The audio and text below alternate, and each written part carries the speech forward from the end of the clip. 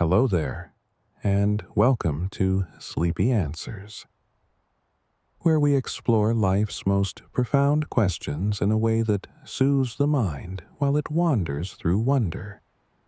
Tonight, we're drifting into perhaps the oldest, deepest, and most persistent question human beings have ever asked. It's a question that has echoed through millennia, whispered in temples and laboratories, pondered by shepherds gazing at stars and scientists peering into brain scans. What is the meaning of life? Before we begin this gentle journey together, I want to invite you to like and subscribe if you enjoy these thoughtful explorations. Your support helps others find this peaceful corner of contemplation, and it lets me know these quiet investigations matter to you. But for now, simply settle in. Let your breathing slow. Allow your mind to open softly, like a flower greeting dawn, as we wander through wisdom both ancient and new. The question of life's meaning is not merely academic. It lives inside each of us, sometimes dormant, sometimes urgently pressing.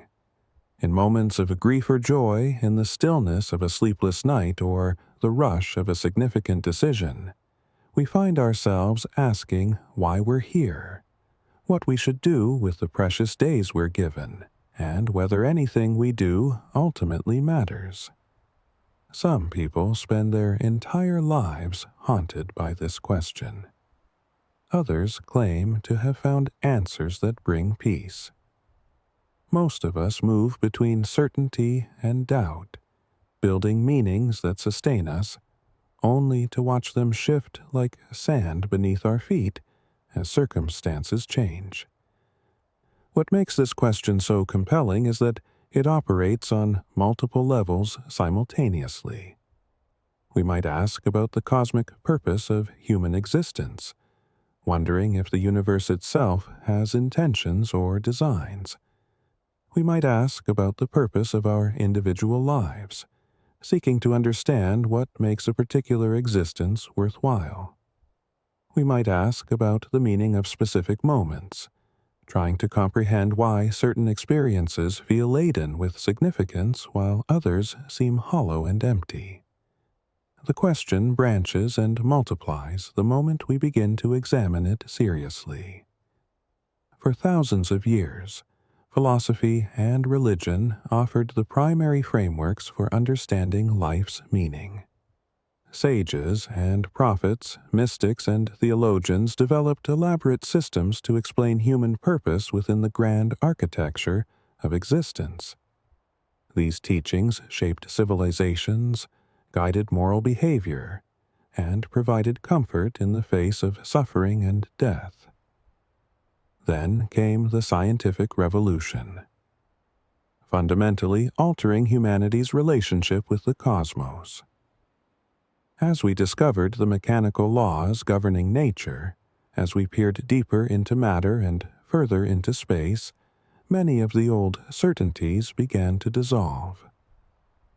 If we're simply products of blind evolutionary processes, collections of atoms following physical laws, what room remains for meaning or purpose? Yet something remarkable has happened in recent decades. Rather than erasing the question of meaning, science has begun to illuminate it from new angles. Neuroscience reveals how our brains construct significance and generate feelings of purpose. Psychology studies what makes human lives flourish.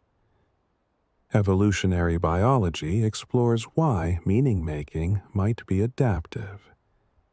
Rather than destroying ancient wisdom, modern science often validates core insights from contemplative traditions, showing how practices developed by mystics actually reshape neural circuitry in measurable ways. Tonight, we'll trace this question across time and disciplines. We'll begin in ancient India, where a prince named Siddhartha sat beneath a tree and found an answer that would echo through centuries. We'll walk through Greek gardens where philosophers debated the good life. We'll enter the turmoil of 19th and 20th century Europe, where thinkers confronted the possibility that life might be fundamentally absurd. Then we'll step into modern laboratories, where researchers measure happiness, map meaning in the brain, and develop evidence-based practices for human flourishing. What we'll discover is not a single answer, but a rich conversation across cultures and epochs, each voice adding depth and nuance to our understanding. The beautiful truth is that asking this question, truly engaging with it rather than dismissing it or accepting easy answers, may itself be part of what makes human life meaningful. We are the creatures who wonder, who question, who seek understanding. That capacity for reflection, for standing back from existence and trying to comprehend it, marks us in ways both humbling and magnificent. So let's begin this exploration with curiosity rather than certainty, with openness rather than conclusions. Let your mind wander freely through these ideas. Some will resonate deeply. Others might feel alien or puzzling. That's perfectly natural. The question of meaning is not one we solve like a mathematical equation. It's one we live into, day by day, choice by choice, moment by precious moment. Ancient Eastern wisdom. The Buddha's path. Our journey begins in northeastern India, around the 6th century before the Common Era, in a time when the Ganges Valley hummed with spiritual seeking. This was a period of tremendous philosophical ferment, as wandering ascetics and forest dwellers experimented with practices meant to pierce the veil of ordinary existence and glimpse something deeper, truer, more lasting than the everyday world of pleasure and pain. Into this landscape came a young prince named Siddhartha Gautama. Born into luxury and carefully shielded from suffering, Siddhartha's life changed when he ventured beyond the palace walls and encountered what Buddhist tradition calls the four sights: an old person, a sick person, a corpse, and finally, a wandering ascetic, whose face radiated peace despite possessing nothing. These encounters shattered his comfortable existence. If aging, sickness, and death were inevitable, what was the point of pleasure and luxury? How could one find peace in a world saturated with suffering? Driven by these questions, Siddhartha abandoned his princely life. He left behind his wife, his infant son, his certain future as a ruler, and went into the forest to seek answers. For 6 years, he practiced extreme asceticism, pushing his body to the edge of death through fasting and self-mortification. He studied with renowned teachers, mastering meditation techniques that brought profound altered states of consciousness. Yet none of this brought the liberation he sought. The question of suffering and its end remained unanswered. Finally, weakened and disillusioned, Siddhartha accepted a bowl of rice from a village woman and sat beneath a fig tree, now called the Bodhi tree, the tree of awakening. There he vowed to remain until he understood the truth, whatever the cost. Through the night, in deep meditation, layers of insight unfolded. He saw the endless cycles of birth, death, and rebirth stretching backward and forward. He comprehended the chains of cause and effect that bind beings to suffering. And, as the dawn broke, he experienced a profound awakening, a direct seeing through of the nature of existence that would make him the Buddha, the awakened one. What did the Buddha realize? The teachings that emerged from his awakening offer a clear-eyed diagnosis of the human condition and a practical path toward liberation. At their heart lie the Four Noble Truths, a framework so elegant and comprehensive that it has sustained millions of practitioners across more than 2,000 years. The first noble truth is perhaps the most misunderstood. Life involves dukkha, a Pali word usually translated as suffering, but which carries broader meanings including unsatisfactoriness, stress, and a fundamental unreliability. The Buddha wasn't claiming that life is only suffering, that joy and beauty don't exist. Rather, he observed that even pleasant experiences are tinged with dukkha because they're impermanent. The meal we enjoy becomes hunger again. The relationship that brings joy also brings worry about loss. Our bodies age and fail. Everything we grasp at eventually slips through our fingers. This isn't pessimism. It's a sober recognition of impermanence as a fundamental characteristic of existence. The second noble truth. Truth identifies the origin of this suffering. Tanha, often translated as craving or desire. We suffer because we constantly want things to be different than they are. We crave pleasant experiences and want them to last forever. We have aversions to unpleasant experiences and desperately wish to avoid them. Even in moments of satisfaction, there's a subtle tension, a grasping, a fear of losing what we have. This constant pushing and pulling, this refusal to accept reality as it unfolds, creates an endless cycle of dissatisfaction. We're like people drinking salt water to quench thirst, each satisfaction only generating new cravings. But here, the Buddha's diagnosis takes a hopeful turn. The third noble truth proclaims that cessation of suffering is possible, because suffering arises from craving, and craving is a mental habit rather than an unchangeable feature of existence.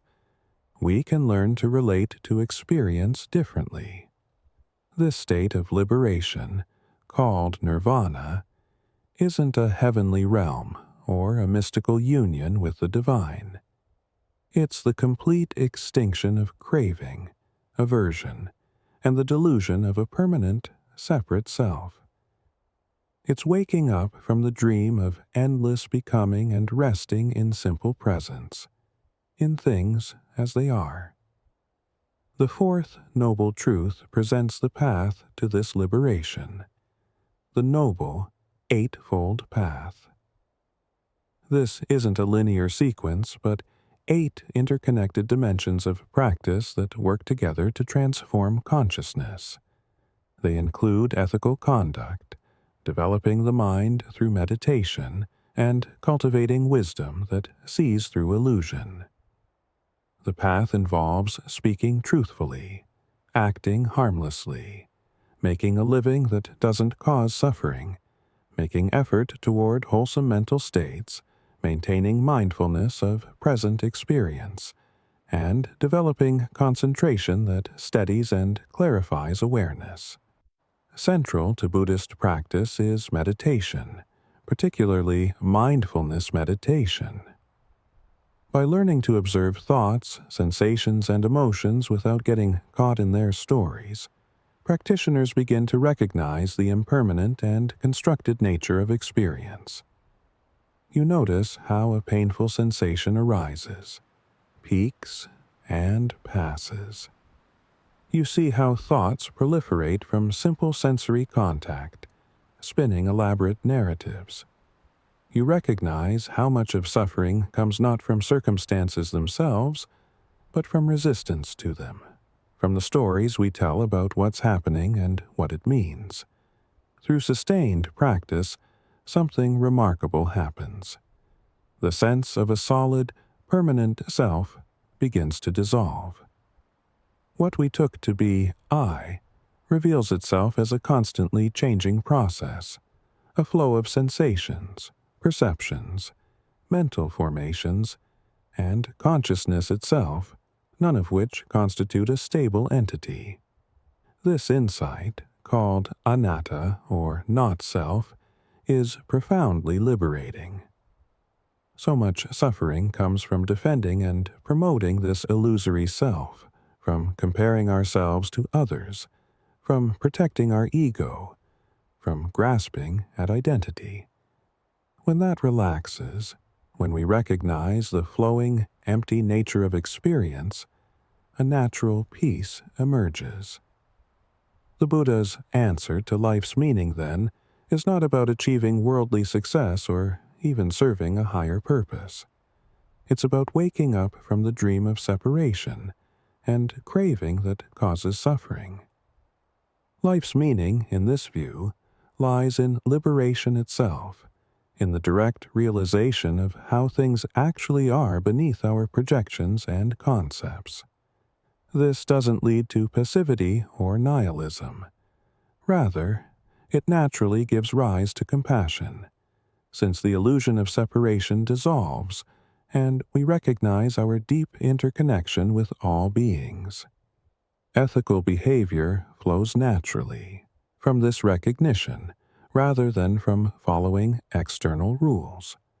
The Buddhist path emphasizes that this isn't something to believe, but something to verify through direct experience. The Buddha famously told his followers not to accept his teachings on authority, but to test them like a goldsmith tests gold. Practice, see what happens, and trust your own direct knowing.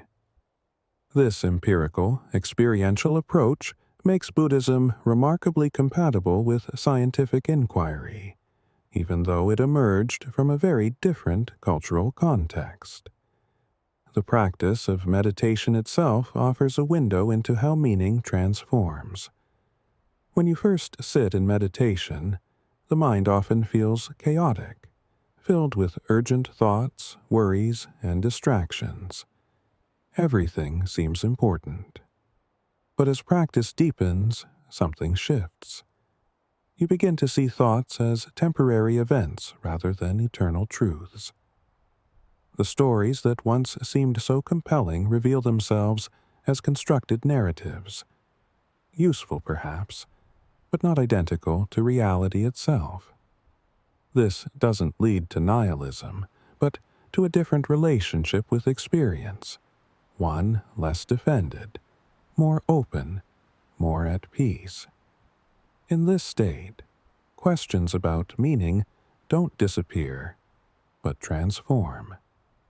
Instead of asking, "What is the meaning of my life?" From a place of anxiety and grasping, the question becomes softer, more curious, more playful. You might still engage with goals and purposes, but you hold them more lightly, recognizing their provisional nature. This allows for genuine commitment without the desperation that comes from thinking everything depends on achieving particular outcomes. The concept of the middle way captures this balance beautifully.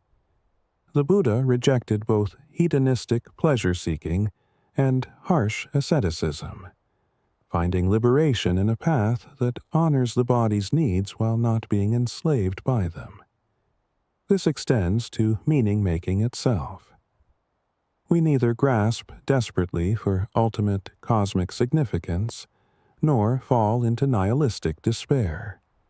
Instead, we engage with life fully, creating meaning through our actions and relationships, while recognizing the empty, constructed nature of all concepts, including our concepts of meaning. Different Buddhist schools have emphasized different aspects of this path.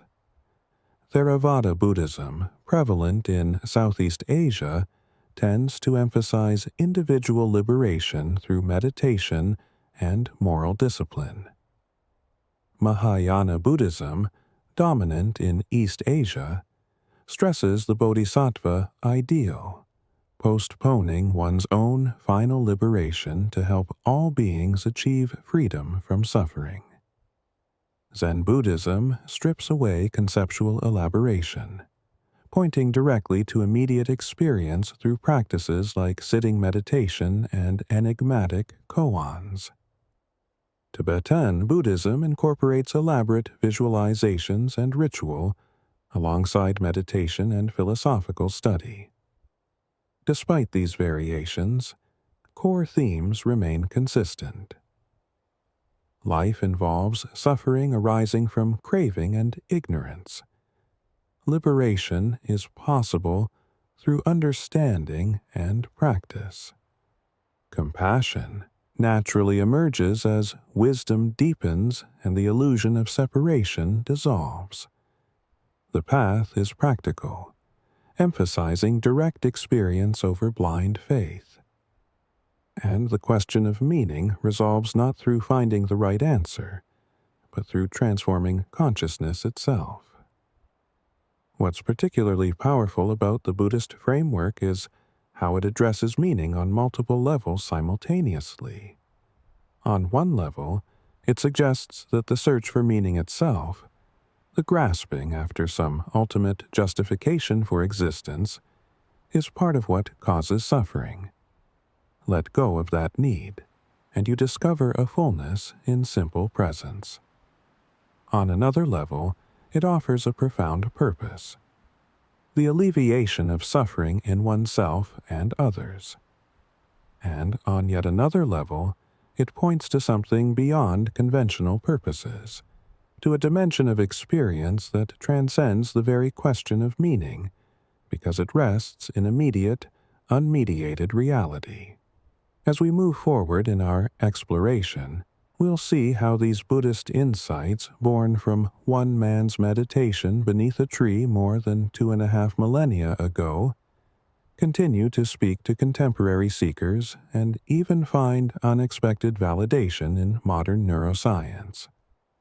But for now, simply hold these ideas gently. Let them settle like sediment in still water. The Buddha's invitation is not to believe but to look for yourself, to investigate your own experience with kind awareness and see what you discover there. Greek philosophy, Aristotle and eudaimonia. From the forests of ancient India, we now travel to a very different landscape, both geographically and intellectually. Imagine the sunlit plazas of ancient Athens, where robed figures gather in the agora, debating fiercely about justice, virtue, and the best way to live. Here, philosophy took a different form than in the East. Rather than emphasizing meditation and the dissolution of self, Greek thinkers engaged in logical argument, classification, and systematic analysis. Yet they were equally concerned with the question of how to live well, how to achieve what they called eudaimonia. Eudaimonia is a rich Greek word that resists simple translation. Often rendered as happiness or flourishing, it carries connotations of living in accordance with one's highest nature, of achieving excellence in being fully human. It's not about pleasure or contentment, though these might accompany eudaimonia. It's about actualizing potential, becoming what one is capable of becoming. To understand this concept deeply, we must encounter one of its most influential interpreters, the philosopher Aristotle. Aristotle was a student of Plato, who was himself a student of Socrates, placing him in a golden lineage of Greek thought. where Plato had focused on eternal forms existing beyond the material world. Aristotle brought philosophy back to earth, studying everything from ethics to biology with a keen empirical eye. His Nicomachean Ethics, a series of lectures named after his son, presents one of the most comprehensive ancient accounts of how humans should live. Aristotle begins by observing that all human actions aim at some good. We eat to satisfy hunger. We work to earn money. We exercise to become healthy. But these goods themselves serve further ends. We earn money to buy things we need, maintain health to enjoy life fully. This raises a question. Is there some ultimate good that we seek for its own sake, something that justifies all other pursuits? Aristotle argues there is, and he calls it eudaimonia, living well and faring well. What constitutes eudaimonia? For Aristotle, it's not found in pleasure, though he doesn't dismiss pleasure as worthless. Animals seek pleasure, but humans have capacities beyond mere sensation. It's not found in wealth or honor, since these depend on externals and can be taken away. Rather, eudaimonia emerges from excellent activity in accordance with virtue over a complete life. This needs unpacking. Humans, Aristotle observes, have a function or characteristic activity that distinguishes us from other beings. Plants grow and reproduce. Animals sense and move. But only humans possess rational soul, the capacity for reason. Our distinctive excellence, our virtue, lies in the proper exercise of reason in both thought and action.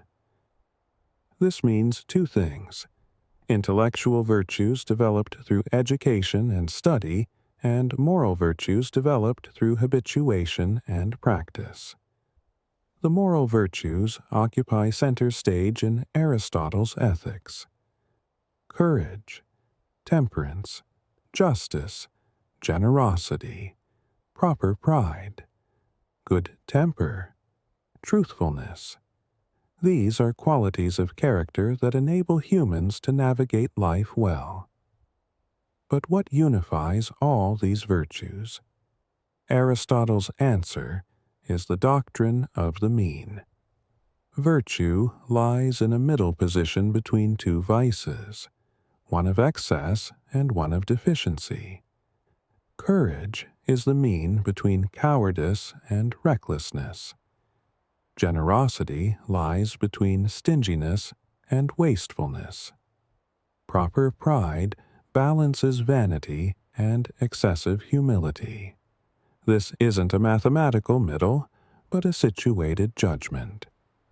Different for different people and circumstances.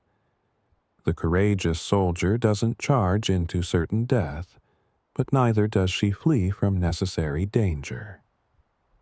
Finding this mean requires practical wisdom, phronesis, the ability to perceive what action the situation calls for. This wisdom isn't innate. It develops through experience, through repeatedly acting in ways that hit the mark, until good judgment becomes second nature. This points to a crucial feature of Aristotle's ethics. Virtue is habitual. We become just by doing just acts. Temperate by doing temperate acts. Brave by doing brave acts. Practice shapes character, and character shapes how we perceive situations and what choices feel natural. Someone with developed virtue doesn't struggle against temptation or calculate the right action through laborious reasoning. They simply see what should be done and do it. the way a skilled musician reads and plays music without conscious effort. For Aristotle, eudaimonia requires not just virtue, but also external goods and fortune. One cannot achieve complete flourishing while suffering extreme poverty, serious illness, or devastating misfortune. Friendship is essential, particularly the highest form of friendship based on mutual recognition of each other's virtue and the shared pursuit of the good. Activities of contemplation, using reason to understand eternal truths, represent the highest form of human activity, since they exercise our most divine capacity. Political participation matters too, since humans are social animals who achieve their full nature only within communities. What does this mean for life's meaning? Aristotle offers a vision of meaning as development, as the unfolding of human potential through virtuous activity. Life gains meaning through the project of becoming excellent, of crafting a character capable of perceiving and enacting the good. This isn't selfish individualism. Virtue is inherently social, achieved in relationships and expressed through justice and generosity toward others. Nor is it relativistic. Aristotle believes there are objective truths about human flourishing, grounded in human nature itself. The Aristotelian vision has tremendous appeal. It honors both our animal nature and our rational capacities. It connects personal flourishing to communal life. It's practical, focused on achievable excellences rather than impossible perfection. It doesn't depend on belief in gods or an afterlife, though Aristotle thought divine contemplation represented our highest possibility. Meaning emerges through the worthy project of living well, of pursuing excellence in all domains of human activity. Yet this framework also faces questions. What about those who cannot achieve virtue due to circumstances beyond their control? Does meaning really require external goods and fortune? Can there be genuine flourishing in conditions of oppression or disability? Modern critics note that Aristotle's vision presumed a particular social structure, one including slavery and the subordination of women, and wonder whether his conception of human nature was too narrow, too shaped by the prejudices of his time and place. Still, the core insight it remains powerful. Meaning might be found in development, in the process of becoming rather than in any fixed end. Life gains significance through the challenge of actualizing potential, of moving from what we are to what we might become. This process-oriented understanding of meaning will reappear in different forms as we continue our journey, particularly when we encounter existentialism. But before we reach those modern shores, we must consider another major framework for understanding life's purpose: religious faith. Religious perspectives on life's meaning. For most of human history, and still today for billions of people, questions about life's meaning find their answers in religious frameworks. From the great monotheistic traditions of Judaism, Christianity, and Islam, to the polytheistic religions of Hinduism and ancient cultures, from indigenous spiritualities to the mystical branches of every tradition, religion has offered comprehensive visions of human purpose within a cosmos infused with sacred significance. At the heart of most theistic religions lies a simple but profound claim. Life has meaning because it was created with purpose.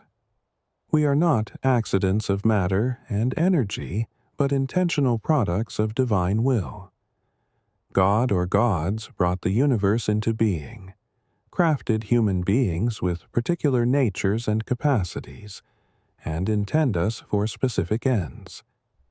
Our lives gain meaning by aligning with this divine purpose, by fulfilling our created function within the grand architecture of existence. In the Abrahamic traditions, this takes the form of a personal relationship with a creator God who cares about human welfare and moral behavior. Judaism teaches that humans were created in the image of God and called into covenant relationship, with meaning found in following divine commandments and participating in the ongoing story of the Jewish people. Life's purpose involves sanctifying the everyday through ritual observance, pursuing justice, studying Torah, and recognizing the sacred within the mundane.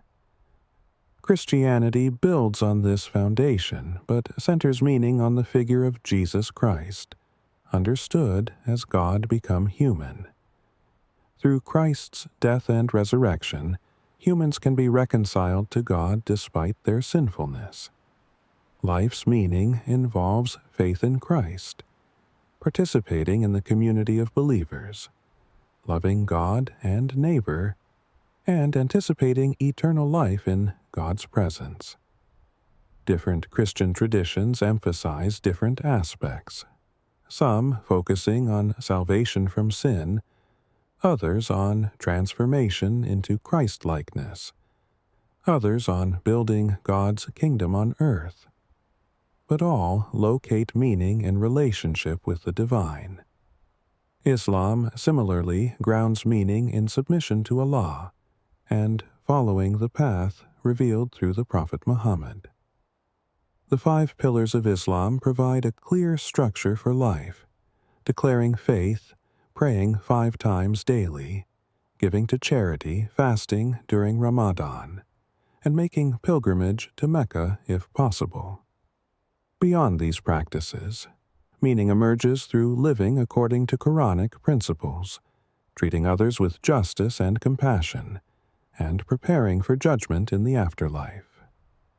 Life is a test, and its meaning lies in whether one passes that test through faithfulness. Eastern religious traditions offer different but equally comprehensive frameworks. Hinduism, with its vast diversity of practices and beliefs, often emphasizes dharma, the cosmic order, and one's duty within it. Life's meaning involves fulfilling one's role in family and society, pursuing righteous action, and ultimately seeking moksha, liberation from the cycle of rebirth. Different paths, devotion to a deity, self-knowledge through meditation, ritual action, or philosophical inquiry, all lead toward the same ultimate realization of unity with Brahman, the eternal reality underlying all existence. What unites these diverse religious perspectives is the conviction that human life participates in something larger, something sacred and ultimately meaningful. We are not isolated atoms drifting in an indifferent void, but children of divinity, expressions of the sacred, souls on journeys that transcend any single lifetime. Our choices matter cosmically, not just personally. How we live determines not only our earthly happiness, but our spiritual destiny. This provides tremendous psychological comfort. Death is not final extinction, but transition to another mode of existence. Suffering has purpose, whether as test, punishment for sin, karmic consequence of past actions, or opportunity for spiritual growth. Injustice doesn't go unpunished forever. Divine judgment or karmic balancing ensures ultimate fairness. The universe is not cold mechanism, but meaningful drama, with each person playing a role in a divine story. Religious frameworks also provide clear guidance for how to live. Rather than having to figure out meaning and morality from scratch, believers can consult scriptures, traditions, and religious authorities. There's a path to follow, practices to engage, communities to belong to. For many people, this clarity is profoundly liberating. Instead of drowning in existential anxiety about meaning, they can focus on living faithful lives according to established patterns. Yet religion's answer to life's meaning has come under increasing pressure in modern times. As scientific understanding has explained more of reality through natural causes, the need for supernatural explanations has diminished. Evolution explains human origins without requiring a creator. Psychology explains religious experiences as natural brain states. Suffering and injustice appear as products of natural processes and human action rather than divine purpose. For many modern people, the religious framework simply doesn't fit their understanding of reality. Moreover, the plurality of religions raises troubling questions.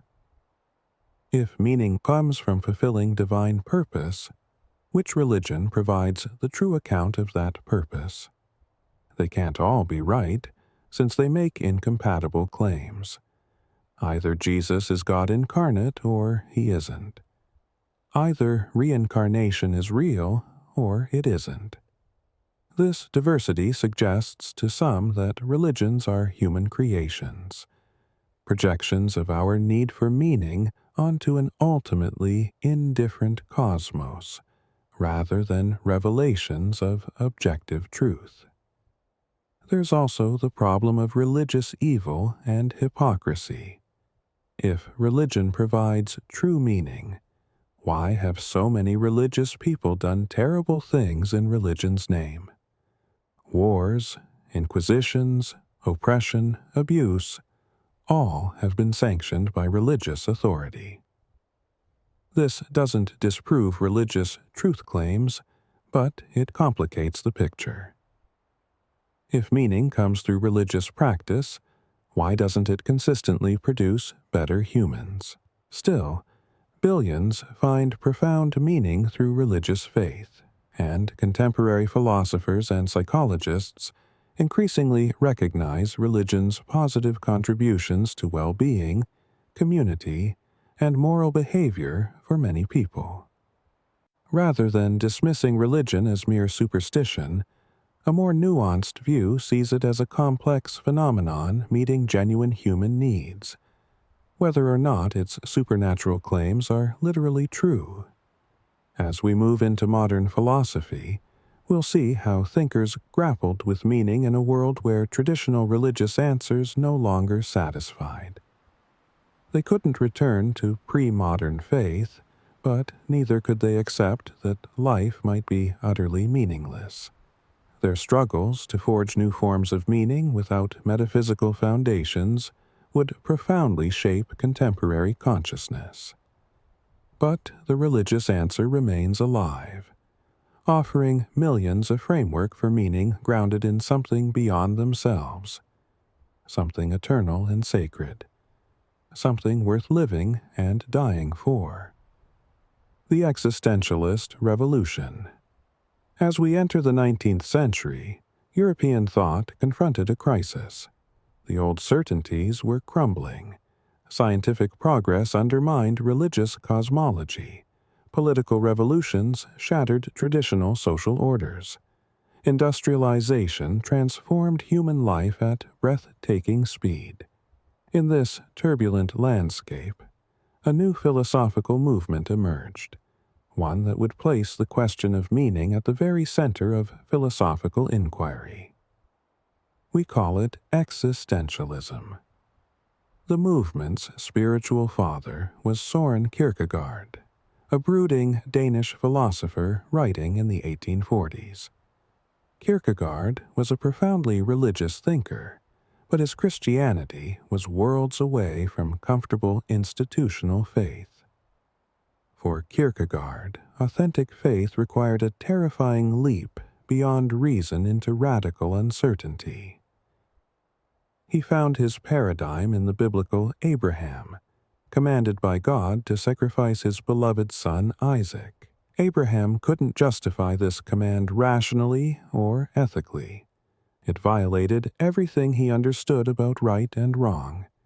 Yet he prepared to obey. Suspended ethical reasoning in favor of absolute faith. This paradox captured something Kierkegaard saw as essential to human existence. We face choices that reason cannot fully justify, situations where we must commit ourselves without a guarantee, moments demanding passionate engagement rather than detached analysis. Scientific and philosophical systems try to capture existence in logical categories, but they miss what matters most: the subjective inwardness of lived experience, the anguish of freedom, the necessity of choice in situations of uncertainty. Kierkegaard distinguished 3 stages or spheres of existence. The aesthetic life pursues pleasure and interesting experience, flitting from one diversion to another, never truly committed. The ethical life embraces universal moral principles and social duty, living according to rational rules. But the highest stage, the religious, involves absolute relation to God, a passionate commitment transcending reason. Meaning, for Kierkegaard, comes through choosing authentically, especially through the leap of faith that places one in right relationship with the divine. Where Kierkegaard saw faith as the solution to existential anxiety, Friedrich Nietzsche, writing later in the century, saw faith as the problem. Nietzsche famously proclaimed that God is dead, by which he meant that European culture could no longer genuinely believe in Christianity's God, even if many people continued going through religious motions. The scientific worldview, philosophical critique, and cultural change had fatally undermined religious faith for honest thinkers. This created a crisis. If God is dead, if there's no cosmic purpose or divine moral law, what becomes of meaning and value?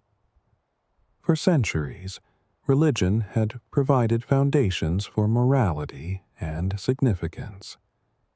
Without it, aren't we left in a void, a nihilistic universe where nothing matters? Nietzsche saw this danger clearly. He observed how many people losing traditional faith fell into passive nihilism, into despair and resignation, into lives of mere comfort and distraction.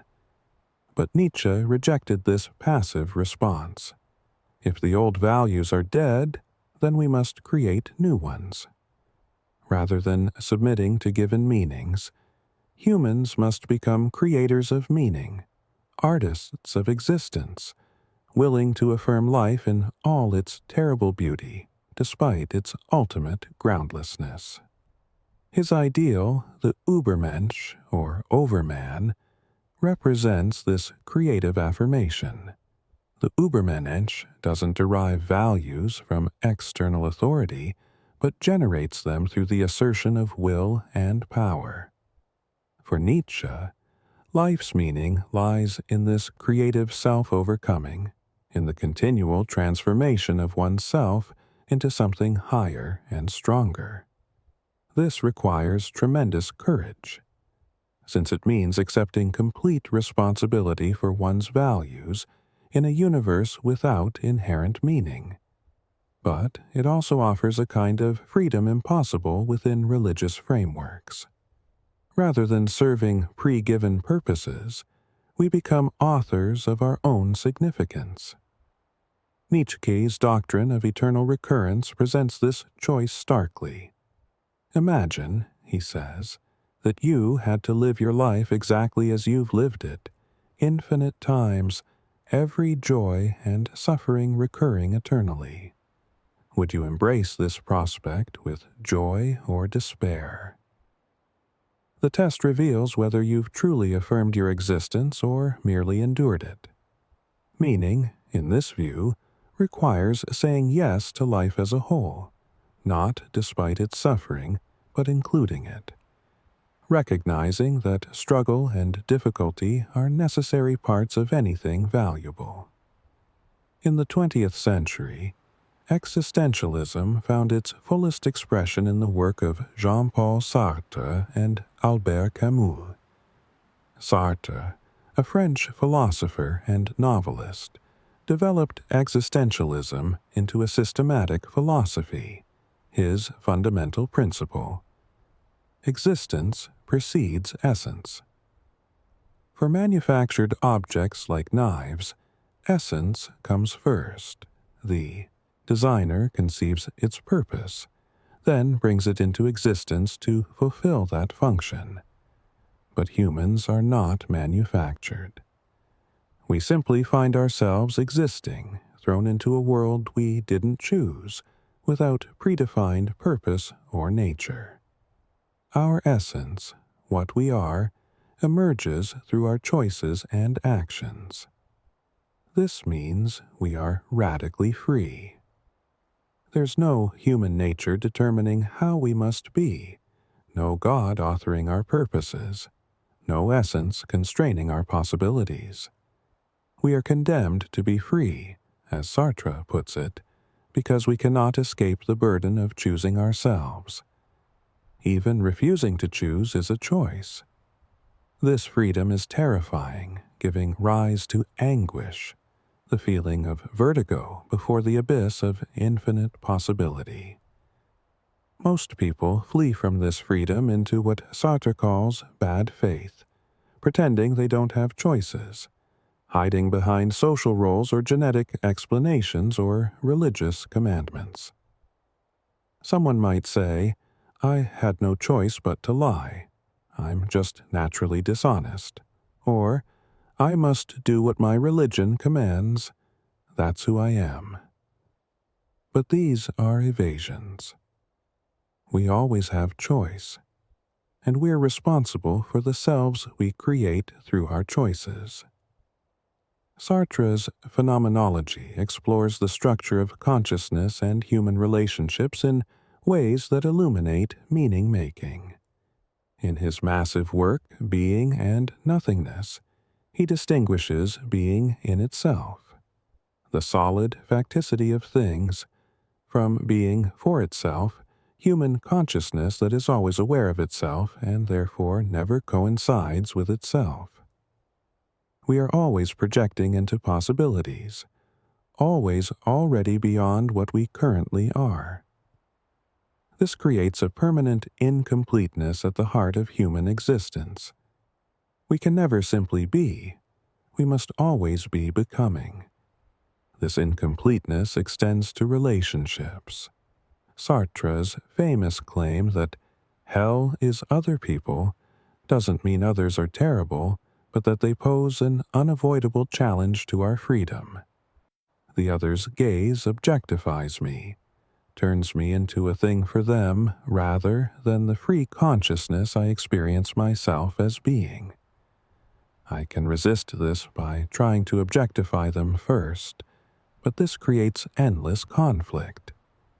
Authentic relationships, Sartre suggests, require mutual recognition of freedom, but achieving this is extraordinarily difficult. For Sartre, life's meaning isn't given. We create it through committed action.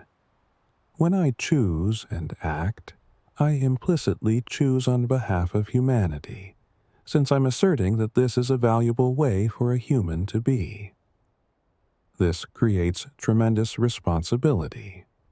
I can't justify my choices by appealing to external authorities, since I'm the one who decides which authorities to follow. Meaning emerges in authentic engagement, in choosing freely and taking responsibility for those choices. The concept of authenticity becomes crucial. To live authentically means to acknowledge your freedom, to take responsibility for your choices, to avoid bad faith's self-deceptions. It means recognizing that you are what you do, not what you intend or wish or claim. Your essence is written through action, through how you actually live, not through your self-image or ideals. This places enormous weight on each moment, each decision, each action or inaction. Albert Camus, though associated with existentialism, preferred to call his philosophy absurdism.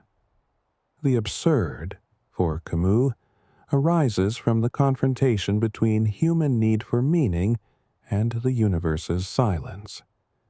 We desperately want existence to make sense, to have purpose, to offer justification. But the universe simply doesn't answer. It neither confirms nor denies meaning. It's utterly indifferent to human concerns. This creates a fundamental mismatch, an absurdity at the heart of existence. Camus explores this through the myth of Sisyphus, the figure from Greek mythology condemned by God to roll a boulder up a mountain for eternity, only to watch it roll down and have to start again. This seems the epitome of meaninglessness, endless, pointless labor. Yet Camus asks us to imagine Sisyphus happy. How? By recognizing that even in this absurd situation, there's a form of freedom and dignity. Sisyphus can rebel against his fate by accepting it, by affirming his task as his own, by finding satisfaction in the struggle itself rather than in any ultimate achievement. This captures Camus's response to absurdity. We shouldn't commit philosophical or actual suicide, escaping the absurd through death or through leaps of faith that deny reality. Instead, we should live in full consciousness of absurdity, rebelling against meaninglessness not by denying it, but by creating meaning anyway, knowing it's our creation. Life's meaning lies in the revolt itself, in the passionate engagement with existence despite its fundamental groundlessness.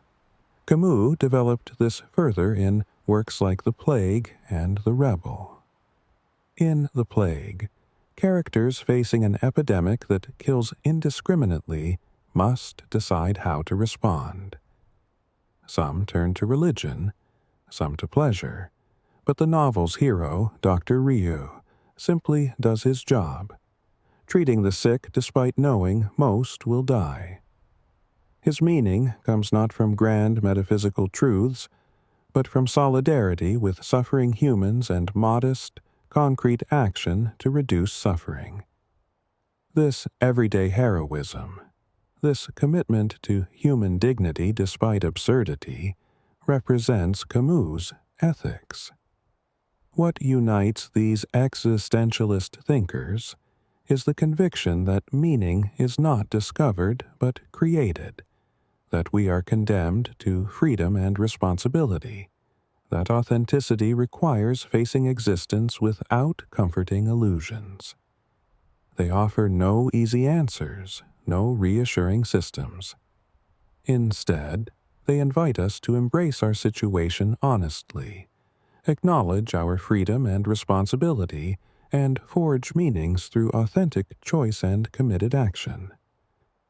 This can feel simultaneously liberating and terrifying. Liberating because nothing constrains us except our own choices.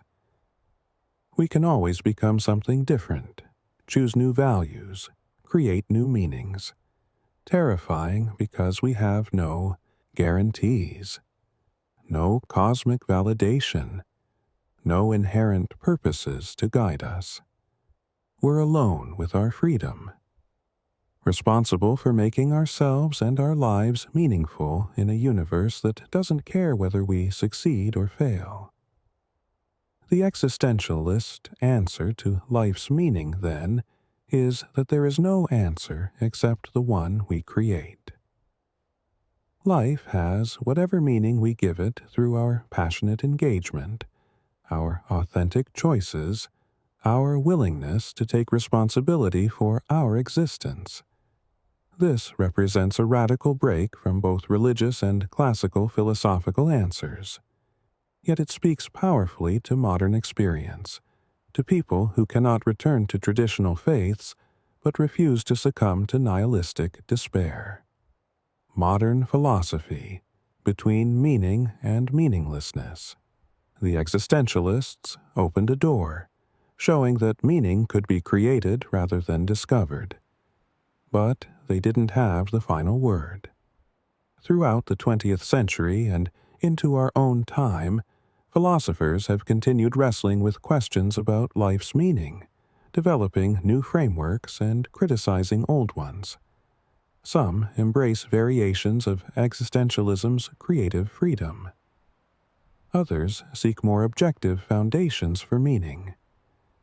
Still others argue that meaning talk itself is confused, that the question dissolves when examined carefully.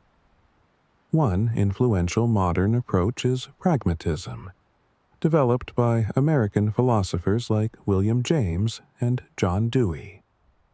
Pragmatists focus on lived experience and practical consequences rather than abstract metaphysical truths.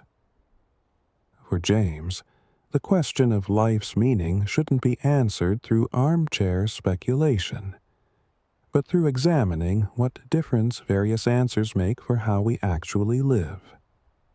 James distinguished between two personality types: the tender-minded, who seek unity, certainty, and cosmic purpose, and the tough-minded, who accept plurality, uncertainty, and a universe without inherent meaning. Neither type is wrong.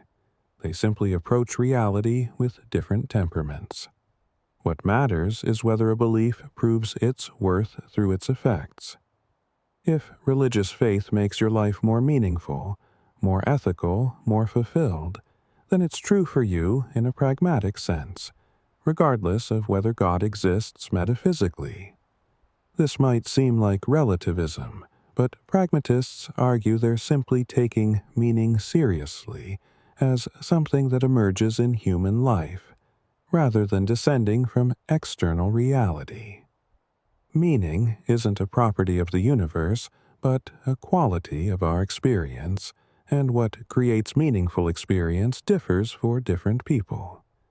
The question isn't what is the meaning of life, in some abstract sense, but what makes this particular life meaningful? And that can only be answered through living, trying different paths, and seeing what works. Other philosophers took different directions. Logical positivists and analytical philosophers in the mid-20th century often argued that questions about life's ultimate meaning are literally meaningless, since they can't be verified empirically or analyzed logically. To ask, "What is the meaning of life?" is like asking, "What color is Tuesday?" A grammatically correct question that doesn't actually make sense. Meaningful questions concern particular purposes within life, not some cosmic purpose for life as a whole. This linguistic analysis can seem dismissive, but it serves a purpose. By showing that the grand question might be confused, philosophers hoped to redirect inquiry toward answerable questions about human flourishing, ethical behavior, and practical meaning within life. Rather than agonizing over cosmic purpose, we might focus on creating good relationships, doing worthwhile work, enjoying beauty, alleviating suffering, meaningful activities even if life as a whole lacks meaning.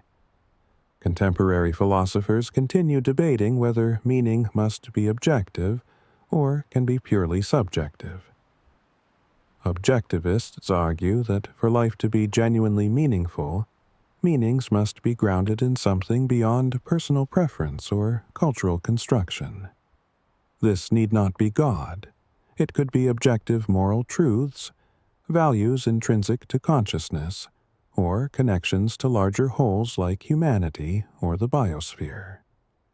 Without such grounding, they argue, meaning collapses into mere preference, and one life is no more meaningful than another. Subjectivists respond that this demand for objective meaning itself needs justification. Why should meaning require external validation? If I find deep satisfaction and purpose in some activity or relationship, if my life feels meaningful to me, what more is needed? The demand for cosmic significance or objective grounding may reflect insecurity rather than genuine insight. We can create meaningful lives through our commitments and connections without requiring the universe to endorse our choices. A synthesis position holds that meaning involves both subjective and objective elements. Certain activities and relationships are objectively more conducive to human flourishing, given our nature and needs. But meaning also requires subjective engagement, a sense of personal investment and satisfaction. A life of shallow pleasure might be subjectively pleasant but lack genuine meaning. A life devoted to an objectively valuable cause might be meaningful in some sense, yet feel empty to the person living it if they lack personal connection to that cause. Full meaning requires both objective worth and subjective resonance. Another significant debate concerns whether meaning requires immortality or a cosmic context. Some argue that if everything ultimately ends, if individual lives and human civilization, and even the universe itself will eventually cease to exist, then nothing we do ultimately matters, and life cannot have genuine meaning. This is the nihilist worry that haunted Tolstoy and drove many into religion or despair. Others argue that meaning doesn't require permanence. A beautiful song isn't meaningless because it ends. A meaningful conversation doesn't need to last forever to be valuable. What matters is the quality of experience and the genuine goods achieved within life, not whether those goods persist eternally. In fact, some argue that impermanence makes things more rather than less meaningful, that the preciousness of life depends partly on its finitude. Thomas Nagel, a contemporary philosopher, suggests that life is absurd not because it lacks meaning, but because of the peculiar way humans can view their own existence from both inside and outside simultaneously. We're engaged in projects that feel important, yet we can step back and see ourselves as tiny creatures on a small planet engaged in activities that the universe doesn't care about. This creates an unavoidable absurdity. But, Nagel argues, we shouldn't be too troubled by it. It's simply part of the human condition. What emerges from these modern debates is a picture far more nuanced than simple answers allow. Meaning is probably not entirely subjective or entirely objective, but involves both personal investment and engagement with what's genuinely valuable.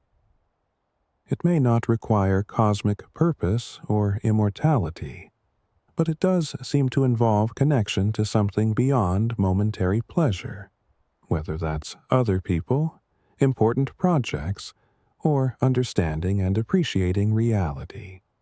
It emerges through living rather than through abstract philosophical argument. The question of meaning remains open, not because philosophers have failed to answer it, but because it may not have a single answer. Different people find meaning in different ways. Some through religious faith, others through creative work, others through relationships and service to others. Some need a sense of cosmic purpose, others find sufficient meaning in finite, earthly goods. What philosophy can do is clarify our thinking about meaning, reveal hidden assumptions, and help us examine whether our particular sources of meaning withstand scrutiny. Rather than seeking the meaning of life, we might instead ask, what makes a human life meaningful? What conditions must be met? What activities and relationships contribute to significance? How can individuals and societies create contexts where meaningful lives become more possible? These questions admit of progress, of investigation, of practical application. They connect philosophical inquiry to lived experience in ways that benefit actual people navigating actual lives. The neuroscience of happiness and well-being. Having explored what philosophers and religious thinkers have said about life's meaning across millennia, we now turn to a very different kind of inquiry. In laboratories around the world, scientists are studying happiness, meaning, and well-being using the tools of neuroscience and psychology. They're mapping which brain regions activate during experiences of joy and contentment. They're tracking how meditation changes neural connectivity. They're measuring which life circumstances and choices predict lasting satisfaction. This research doesn't replace philosophical inquiry, but it adds a new dimension, grounding abstract concepts in biology and behavior. The scientific study of happiness begins with definition. Psychologists typically distinguish between hedonic well-being and eudaimonic well-being, terms borrowed from ancient Greek philosophy. Hedonic well-being involves positive emotions, pleasure, and life satisfaction, how good we feel. Eudaimonic well-being involves meaning, purpose, engagement, and personal growth, how well we're living. Both contribute to overall well-being, and interestingly, they typically go together in happy people. Those who report high life satisfaction also tend to report that their lives feel meaningful and engaged. Neuroscience has made remarkable progress in understanding hedonic well-being, identifying brain systems that generate pleasure and positive emotions. A key player is the reward circuit, particularly region called the nucleus accumbens and ventral tegmental area. These areas process rewards through the neurotransmitter dopamine, creating feelings of anticipation and pleasure when we encounter or expect something good. But dopamine's role is more complex than simple pleasure.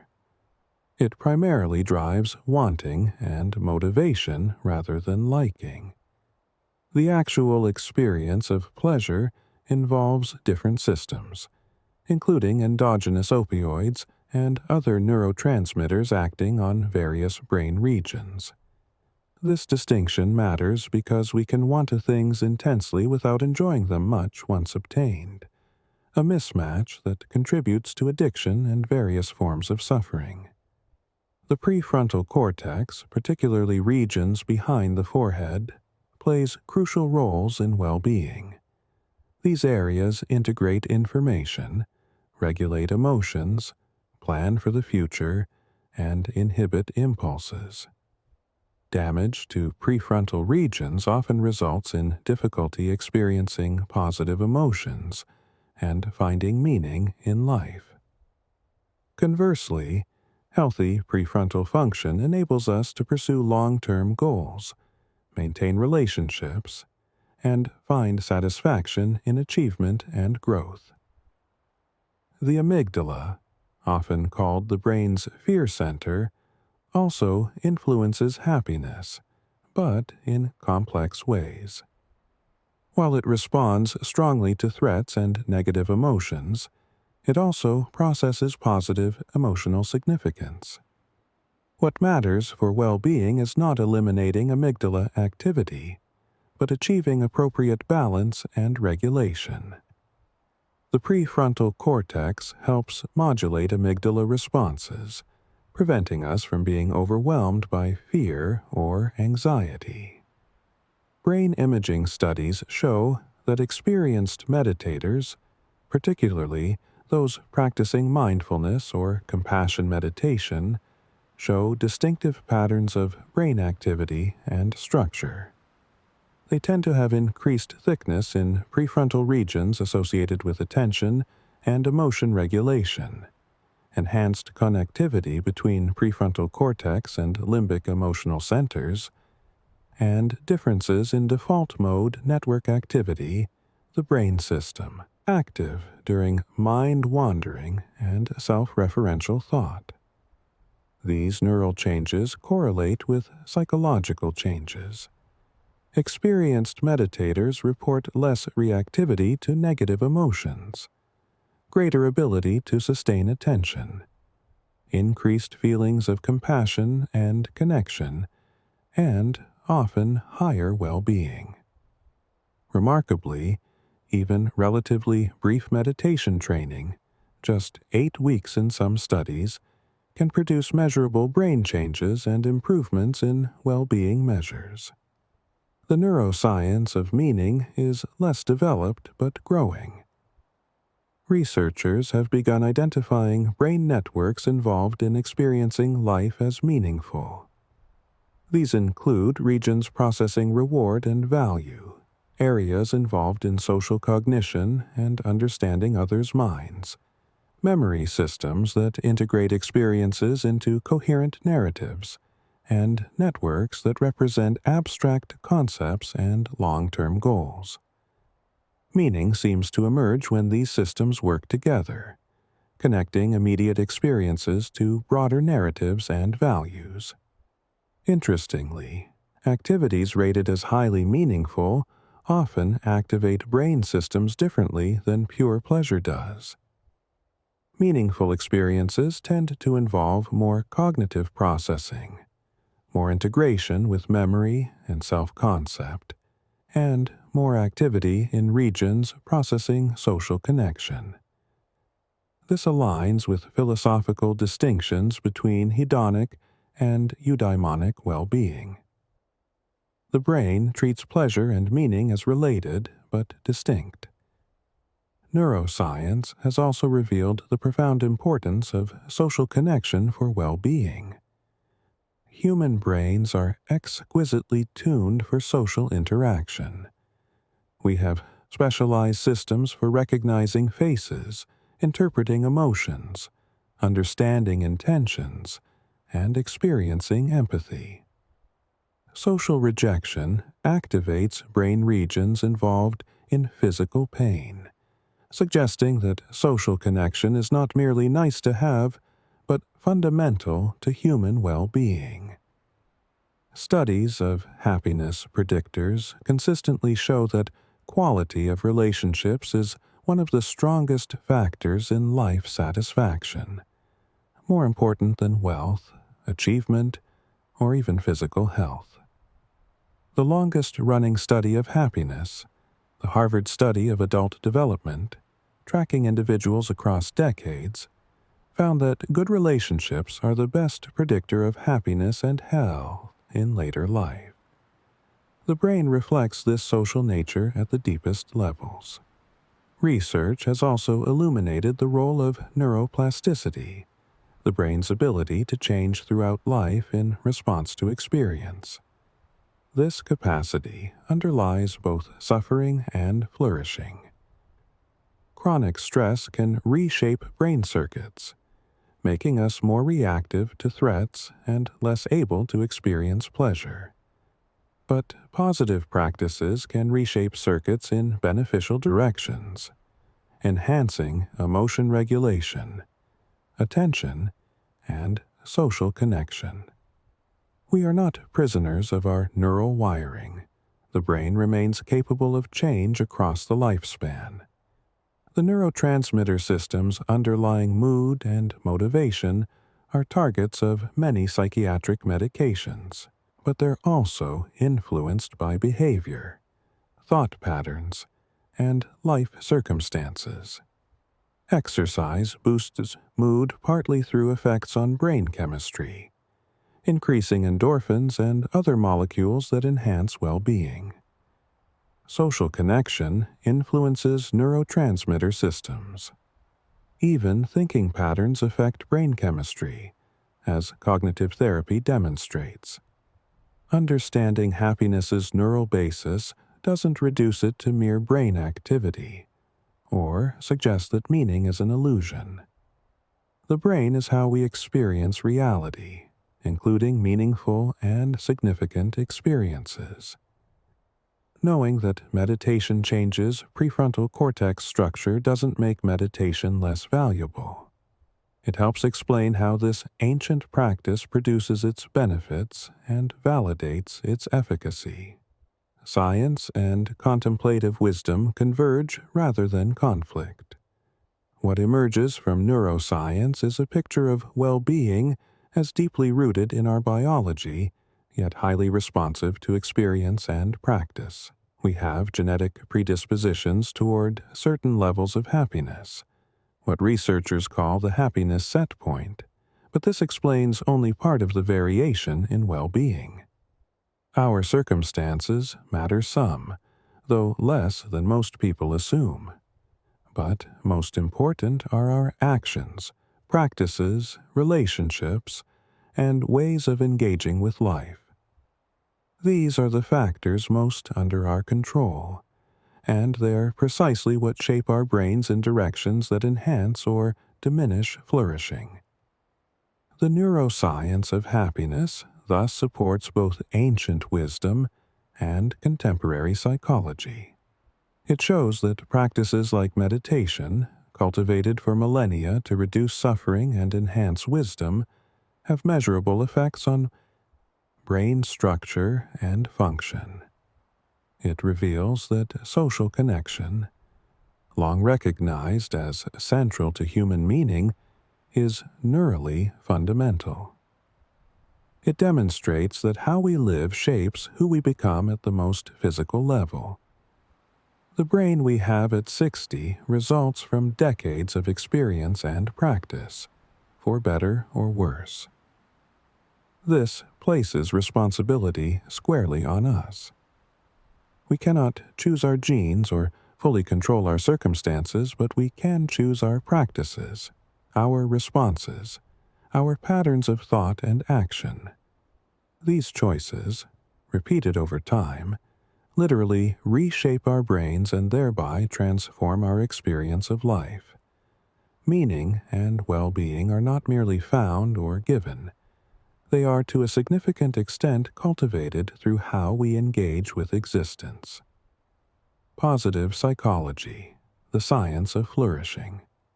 Alongside neuroscience's exploration of happiness in the brain, a complementary movement emerged in psychology. For most of its history, psychology focused on what goes wrong in human minds: depression, anxiety, trauma, pathology. This made sense. Understanding and treating mental illness is crucial.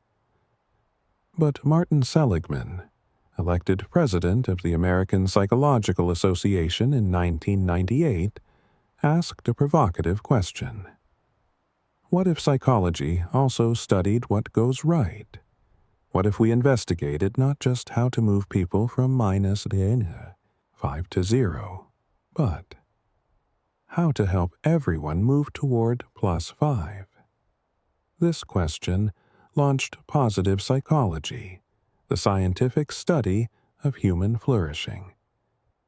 Rather than assuming that happiness is simply the absence of misery, Positive psychologists investigate what makes lives genuinely fulfilling, what enables people to thrive rather than merely survive. The field has generated an impressive body of research, identifying factors that contribute to well-being and developing evidence-based interventions that help people flourish. Seligman's own work has evolved over decades. In his early career, he studied learned helplessness, showing how repeated exposure to uncontrollable negative events can induce depression-like passivity. But he grew interested in the opposite question: what enables resilience and flourishing despite adversity? This led to studying optimism, the tendency to expect positive outcomes and interpret setbacks as temporary and specific rather than permanent and pervasive. Research showed that optimism predicts better outcomes across many domains, including health, relationships, academic achievement, and career success. But happiness is more than optimism. In his book, Authentic Happiness, Seligman proposed that well-being has three components: positive emotion, engagement, and meaning. Positive emotion is the hedonic dimension, feeling good, experiencing joy and contentment. Engagement involves losing yourself in absorbing activities, what psychologist Mihaly Csikszentmihalyi calls flow. Meaning involves belonging to and serving something larger than yourself, whether family, community, work, or values. Later, Seligman expanded this to a 5-component model called PERMA: positive emotion, engagement, relationships, meaning, and accomplishment. This framework recognizes that humans thrive through multiple pathways. Some people find happiness primarily through pleasurable experiences and positive emotions. Others care more about being fully engaged in challenging work. Still others prioritize relationships or meaningful contribution or achieving goals. Most happy people cultivate multiple components, creating rich, multifaceted lives. Research has identified specific practices that enhance well-being. Gratitude exercises, where people regularly note things they're grateful for, consistently boost happiness in studies. The practice shifts attention from what's lacking to what's present, from complaints to appreciation. Writing a gratitude letter to someone who has been kind or helpful, then reading it to them in person, creates lasting increases in well-being for both parties. Acts of kindness also increase happiness. When people deliberately perform kind acts for others, they report greater life satisfaction. Interestingly, the happiness boost is stronger when acts are varied, and when people notice the positive effects of their kindness. This creates a virtuous cycle. Kindness makes us happier, and happiness makes us kinder. Using signature strengths. Your top character strengths in new ways enhances well-being. Positive psychologists have identified 24 character strengths, including creativity, curiosity, kindness, fairness, hope, and humor. When people identify their top strengths and find new ways to use them, particularly in service of meaningful goals, they report increased satisfaction and engagement. Savoring is another well-studied practice. Most people are good at adapting to positive circumstances, which is usually beneficial, but can prevent us from fully appreciating good things when they occur. Savoring involves deliberately attending to and appreciating positive experiences, sharing them with others, reminiscing about past joys and anticipating future pleasures. This counteracts hedonic adaptation and extracts more happiness from positive events. Csikszentmihalyi's research on flow has revealed crucial insights about engagement and intrinsic motivation.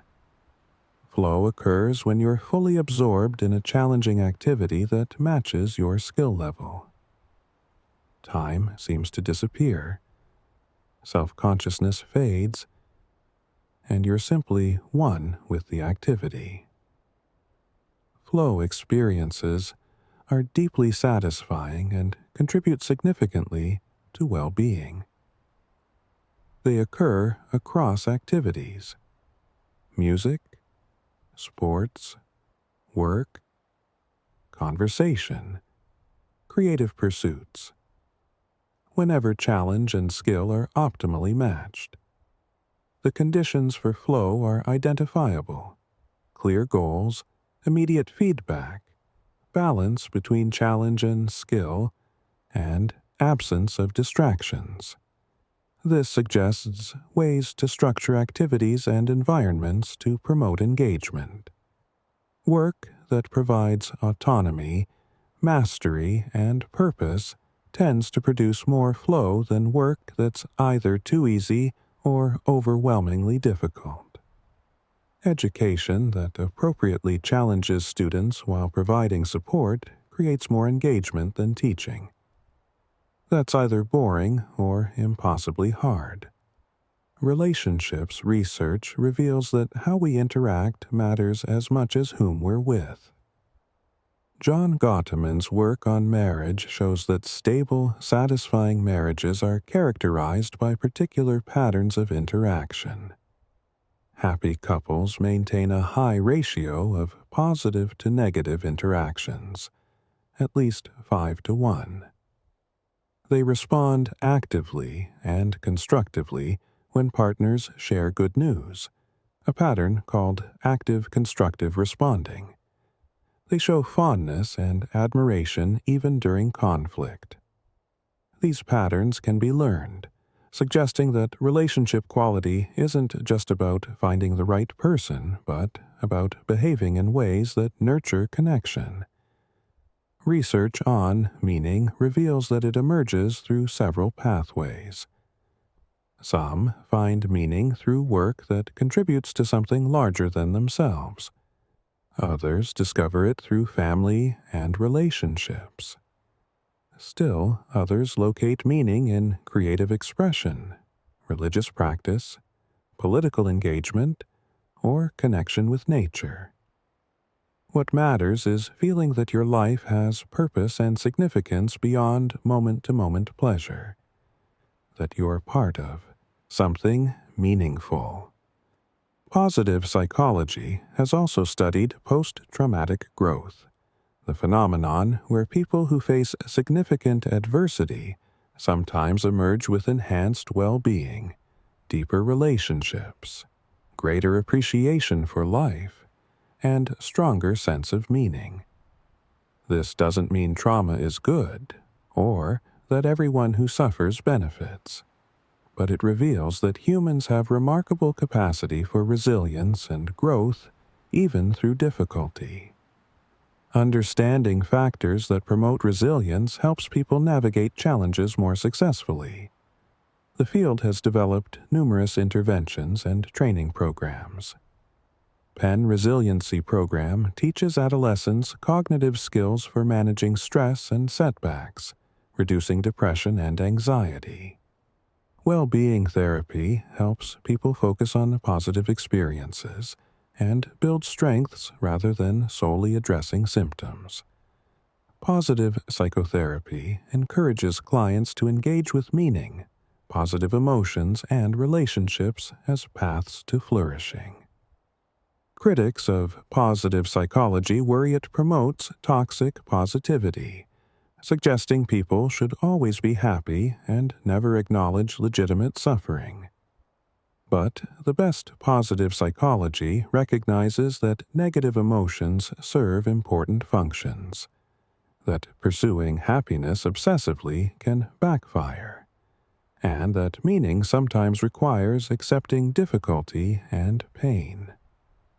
The goal isn't perpetual cheerfulness, but genuine flourishing, which includes dealing skillfully with life's inevitable challenges. Another concern is cultural bias. Much positive psychology research has been conducted in Western, educated, industrialized, rich, democratic societies. Do its findings generalize across cultures? Research suggests both universals and variations. Certain factors like social connection predict well-being across cultures, but the specific ways people pursue happiness differ. Some cultures prioritize individual achievement. Others emphasize harmony and collective well-being. Some value positive emotions more highly. Others prize other goals above happiness. Despite these limitations, positive psychology has made substantial contributions to understanding human flourishing.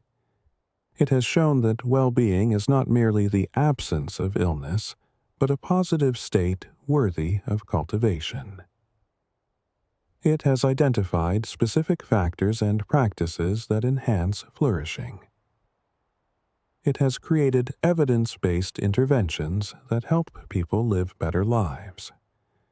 And it has sparked broader cultural conversation about what truly matters in human existence. The science of happiness reveals that meaning and well-being are not mystical or inaccessible. They emerge from specific conditions and practices that we can understand and cultivate. We can build environments and institutions that promote flourishing. We can teach practices that enhance well-being. We can help people identify and use their strengths, build better relationships, find meaningful work, and develop resilience. This doesn't answer all philosophical questions about meaning, but it provides practical tools for living better lives while the big questions remain open. What science reveals about meaning? Beyond positive psychology's focus on interventions and practices, broader scientific inquiry illuminates the nature of meaning itself. Why do humans seek meaning? What makes experiences feel significant? How does meaning-making work in the brain? What role has meaning played in human evolution? These questions connect philosophy to biology, suggesting that our quest for meaning is not merely cultural or individual, but deeply rooted in our nature as evolved social beings. From an evolutionary perspective, the capacity for meaning-making likely emerged because it enhanced survival and reproduction.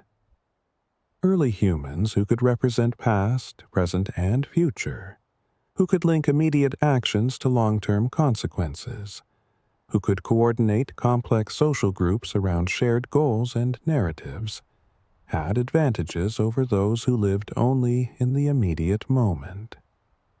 Meaning-making enables planning, cooperation, motivation through difficult circumstances, and the transmission of accumulated knowledge across generations. Language was crucial to this development. With language, humans could represent things not immediately present, discuss abstract possibilities, tell stories that bind groups together, and construct shared narratives about who we are and what matters. These narratives became the basis for culture, morality, and coordinated action on scales impossible for other animals. Meaning-making is thus tied to our deepest evolutionary and social nature. The human brain appears specifically structured to generate meaning. We have powerful pattern detection systems that see connections and significance even in random data, sometimes too much so, leading to superstition and conspiracy thinking. We have narrative-generating machinery that constantly constructs stories to explain experiences, often without conscious awareness. We have systems for representing ourselves as agents with goals and values persisting through time. All these capacities contribute to meaning-making. Psychological research reveals that people need meaning. When life feels meaningless, various negative consequences follow: depression, anxiety, decreased motivation, poorer health outcomes. The absence of meaning is not neutral. It's actively distressing. This suggests that meaning-making is a basic psychological need, like needs for autonomy, competence, and relatedness identified by self-determination theory. What makes experiences meaningful? Research suggests several factors. Connection to other people is perhaps the most robust predictor. Experiences shared with others, activities that benefit others, and relationships characterized by care and understanding consistently feel more meaningful than solitary pursuits. This aligns with evolutionary perspectives. We're intensely social creatures, and meaning emerges substantially through connection. Engaging in challenging activity toward valued goals also generates meaning. When we're stretched by difficulty, working toward something we care about, life feels significant. This relates to flow but extends beyond it. Even when we're not in flow states, purposeful striving toward meaningful goals creates satisfaction. The key is that the goals must feel genuinely important, not imposed externally or pursued merely for external rewards. Coherence contributes to meaning, the sense that experiences fit together into a comprehensible narrative, that life makes sense rather than being random chaos. We construct autobiographical narratives, stories about who we are and how we became this way, that integrate past experiences and project into the future. These narratives provide continuity and purpose. When traumatic events shatter our narratives, we often struggle with meaning until we can construct new stories that incorporate the trauma coherently. Transcendence, experiences that connect us to something larger than ourselves, reliably produces feelings of meaning. This might be spiritual experiences, awe in nature, absorption in art or music, experiences of flowing connection with others, or devotion to causes greater than personal interest. Transcendent experiences temporarily dissolve the boundaries of isolated selfhood, creating senses of unity, significance, and participation in something vast and important. Cultural psychology reveals that while the human capacity for meaning is universal, the specific meanings people construct vary dramatically across cultures. Individualistic cultures emphasize personal achievement and self-expression as sources of meaning. Collectivist cultures stress harmony, role fulfillment, and contribution to family and community. Some cultures value emotional expressiveness. Others prize emotional restraint. Some prioritize freedom of choice. Others see meaning in accepting one's place within a larger order. These variations suggest that meaning is partly constructed through culture, not purely discovered in nature or derived from universal human nature. Yet the underlying needs that meaning addresses appear universal: needs for connection, competence, coherence, and contribution. Different cultures provide different frameworks for meeting these needs. but the needs themselves are shared human inheritance. Interestingly, research on mortality awareness shows that thinking about death can either diminish or enhance sense of meaning, depending on how we engage with it. Terror management theory suggests that humans develop cultural worldviews and self-esteem partly to manage death anxiety. When death awareness activates defensiveness, people cling more tightly to their worldviews and show more prejudice against those who threaten those views. But when death awareness is processed contemplatively, it can clarify values, increase appreciation for life, and motivate living more meaningfully. Studies of people facing terminal illness reveal that many report increased sense of meaning as death approaches. Priorities clarify. Relationships deepen. Superficial concerns fade. Authentic values emerge.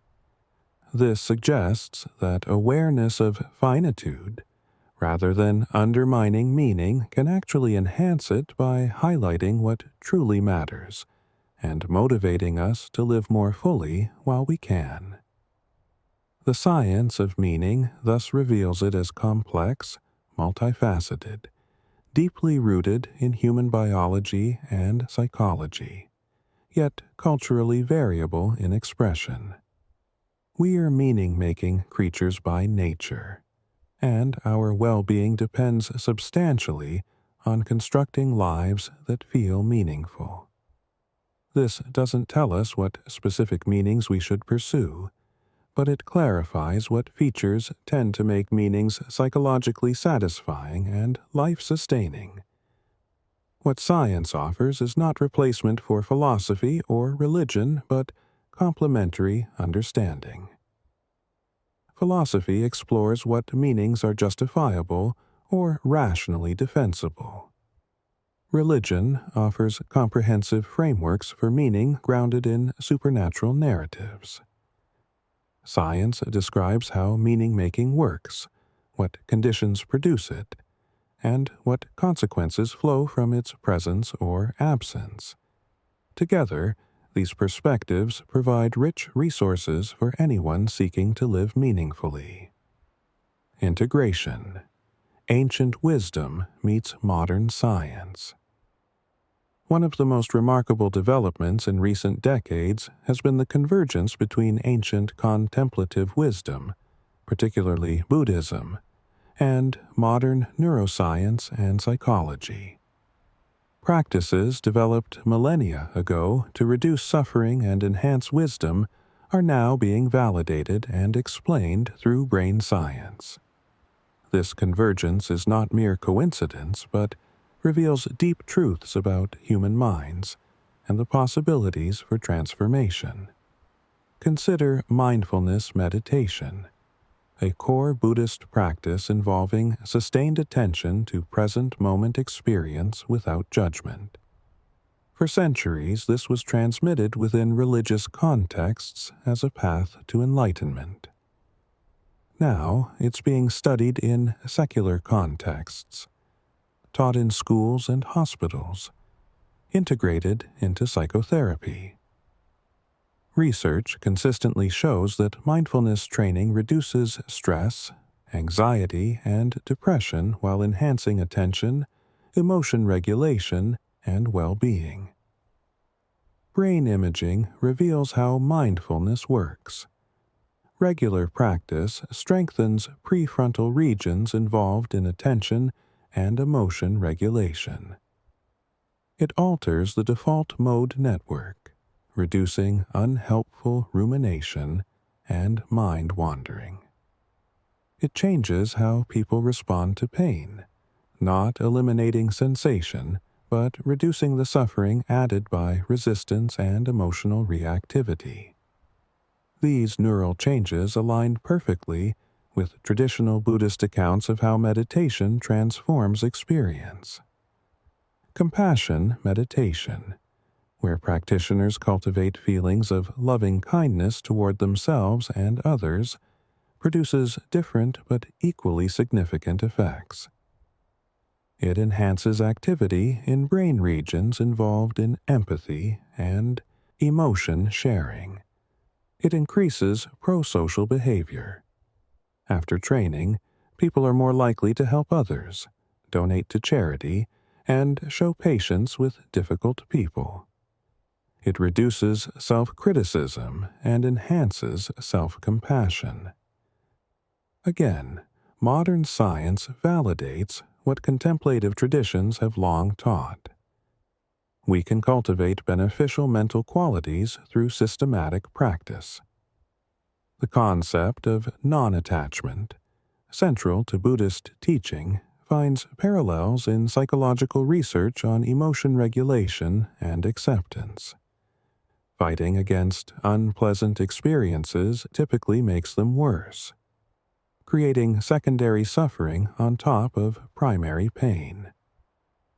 Accepting experiences while not being defined by them reduces this secondary suffering.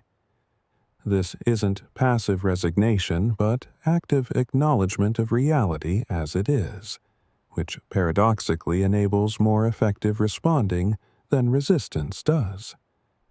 Research on happiness reveals a fascinating parallel to Buddhism's distinction between hedonic pleasure and deeper well-being. Science shows that pursuing pleasure directly often fails to produce lasting happiness. We adapt to positive circumstances quickly, and chasing ever higher highs leads to addiction patterns.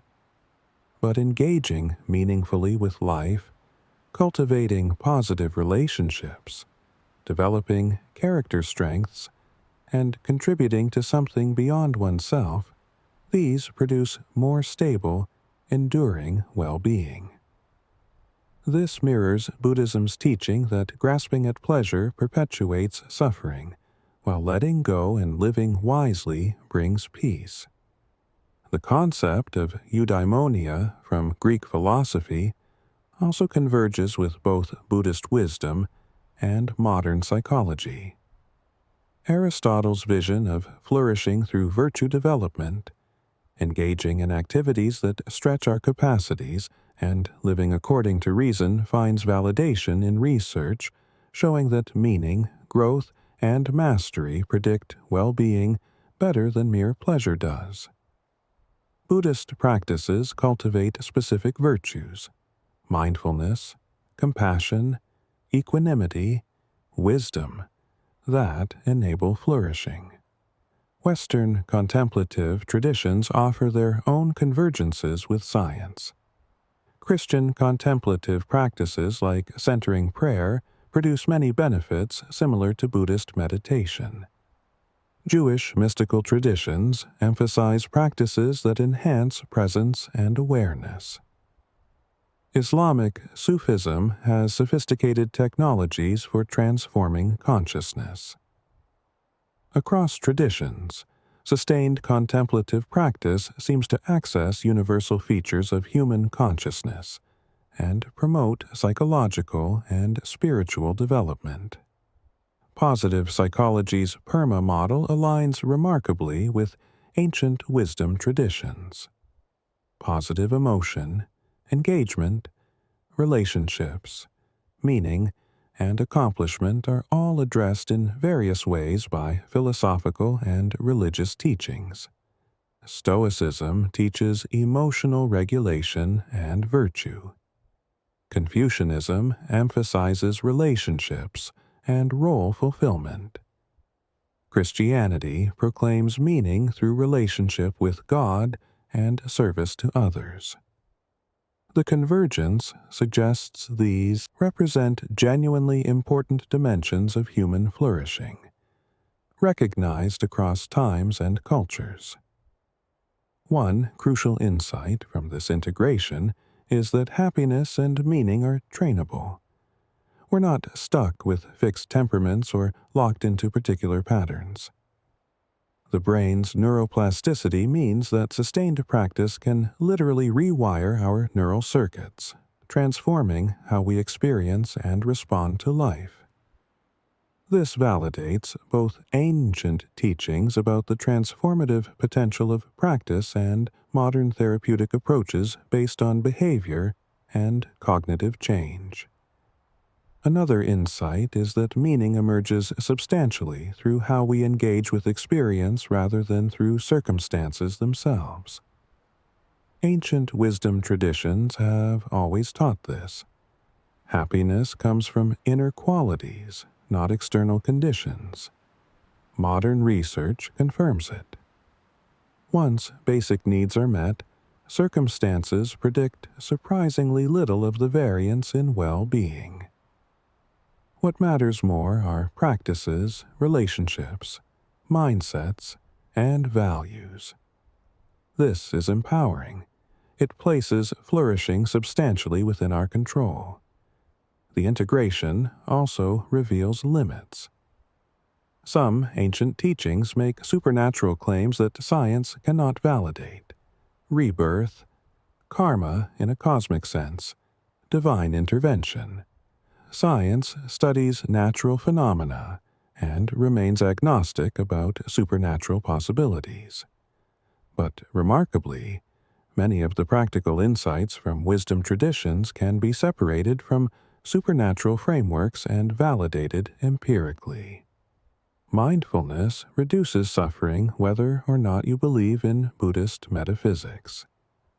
Gratitude enhances well-being regardless of whether you credit God for your blessings. This allows for what we might call naturalized spirituality, engaging with contemplative practices and wisdom teachings while remaining within a naturalistic worldview. You can meditate, cultivate compassion, practice gratitude, seek meaning through contribution to something larger, all without necessarily adopting religious beliefs. For many modern people, this integration of ancient wisdom with scientific validation provides a path forward, honoring depth and transcendence while remaining honest about uncertainty. What emerges is a picture where meaning and flourishing are understood from multiple angles simultaneously. Neuroscience reveals the brain systems involved. Psychology identifies factors and practices that help. Philosophy examines whether meanings are justified or rationally defensible. Contemplative traditions offer time-tested technologies for transformation. Each perspective contributes something essential, and together they provide remarkably rich resources for living well. The conversation between science and wisdom is ongoing. As research continues, we'll understand more about how practices work, which elements are essential, how to adapt traditions for modern contexts, and what new possibilities might emerge. But already the dialogue has borne tremendous fruit, validating ancient insights, explaining mechanisms, and creating accessible secular pathways to flourishing that draw on the deep wells of human wisdom. Living a meaningful life. Practical wisdom. Having traveled through philosophy, religion, existentialism, and science, we arrive at the question that ultimately matters most. How do we actually live meaningful lives? Theory only helps if it translates into practice, into choices we make, relationships we build, work we engage in, moments we experience. So what does a meaningful life look like in practice, drawing on everything we've explored? First, meaningful lives are characterized by authentic engagement. Whether we adopt existentialist language about creating meaning or religious language about fulfilling purpose, what matters is genuine involvement with life rather than passive drifting. This means examining your values. What do you actually care about, not what you're supposed to care about? It means making choices that align with those values even when difficult. It means taking responsibility for your life rather than blaming circumstances or other people. Authenticity doesn't mean selfishness or ignoring others' needs. Quite the opposite. Research and wisdom traditions agree that meaning emerges substantially through connection and contribution.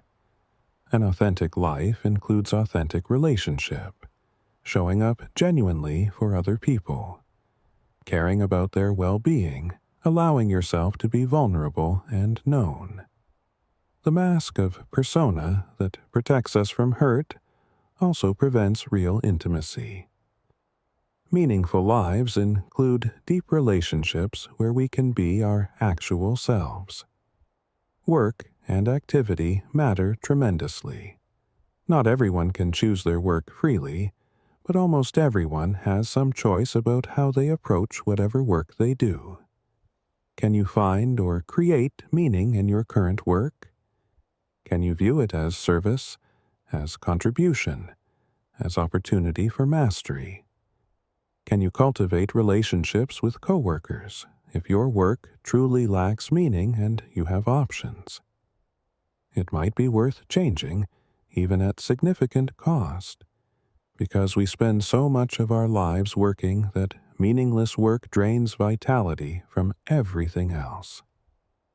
Flow experiences, those moments of total absorption in challenging activity, are both meaningful in themselves and contribute to overall life meaning.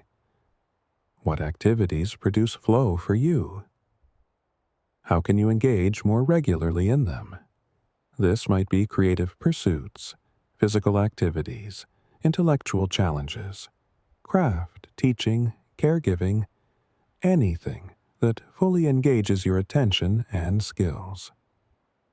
Building life around opportunities for flow enhances both happiness and meaning. Practices matter. Just as athletes train to improve performance, we can practice ways of engaging with experience that enhance well-being. Gratitude practice, where you regularly note things you appreciate, reshapes attention toward the positive without denying difficulty. Meditation develops mindfulness and compassion. Physical exercise improves mood and energy. Acts of kindness create connection and purpose. These aren't self-indulgent luxuries, but practical tools for flourishing. Relationships require investment. The Harvard Happiness Study's main finding after 8 decades of data. Good relationships are the strongest predictor of life satisfaction and longevity. Not wealth, not achievement, not health, relationships. This means prioritizing time with people who matter. It means learning to navigate conflict constructively rather than avoiding it. It means showing up when people need support. It means allowing yourself to need and receive support. Deep relationships don't just happen. They're built through countless small choices to stay engaged. Contribution creates meaning. Whether through work, volunteering, political engagement, creative expression, teaching, or simply being helpful to people in daily life, contributing to something beyond yourself generates significance. What causes or communities do you care about? How can you make a difference, however small? The scale doesn't matter.